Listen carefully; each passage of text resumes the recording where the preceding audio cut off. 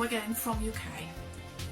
Today I would like to talk, discuss a subject which is called heightened self-doubt. So, what is self-doubt? Self-doubt is actually healthy. When you are approaching your goals and you're learning something new, self-doubt is pushing you a bit forward to learn, the right things, to do the right things. So it's a normal, natural kind of feeling. But when you are leaving a toxic relation, a toxic situation, a toxic period in life, you will experience heightened self-doubt. So what does that mean? It means that you having doubt to even leave the house without constantly having to question yourself. Why is this?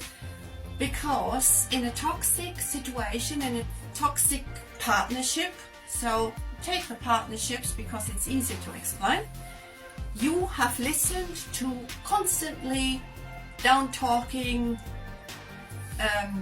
discussing who you are or who you are not, mostly negative. So you are lazy, you're useless, you're too emotional, you can't get anything right. And after listening over a longer time of period, your subconscious took things on board as the truth. So there is you as a real person, as the person you are, and there's the opinion of someone you valued. You kind of took them as an authority figure. So you took their truth, their belief on board.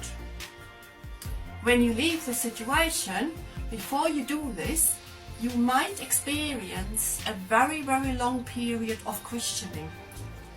Because you will wake up slowly and say, well, you know what, this isn't right, this doesn't feel right, it doesn't feel like me at all. So you're self-doubting, because on one end you have information A, and on the second end you have information B. Now when you've learned in earlier years, like in childhood, and there was also a person who didn't have the best opinion about you, then you are even more prone to self-doubt, because you overtook this as a truth, how you really are. But subconsciously, the subconscious always tries to lead you into the direction to find the most evidence for your current beliefs. So if you believe you're useless and you're lazy, you will find the most evidence out there, or you would choose things, experiences, partners, jobs, which basically give you the evidence you are lazy and you're useless.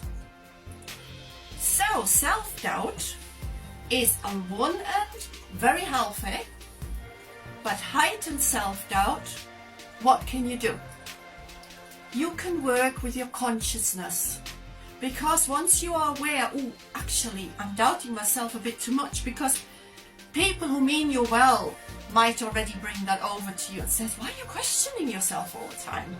Why are you never satisfied when I say something nice about you, or something like this? You will find people who say this. These are the advisors, these are the ones you can listen to. So, one golden rule: when someone out there is able to celebrate your success with you, when someone smiles at you and says, well done, I'm celebrating, come on, let's go out or do something nice, these are the people who normally mean you very well. They can help you to become more and more aware that your self-doubt then goes back to a normal level.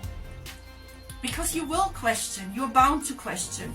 You leave a toxic relationship, you leave a toxic environment where you've learned things which aren't true. But you need a period to recover and to find your own way. Where is the self-doubt kind of okay? because I'm just learning things new, and I have to self-doubt my first, because otherwise I wouldn't start learning. And where is my self-doubt hindering me to push forward in a positive way? I love you and leave you, and see you on the next video. Goodbye.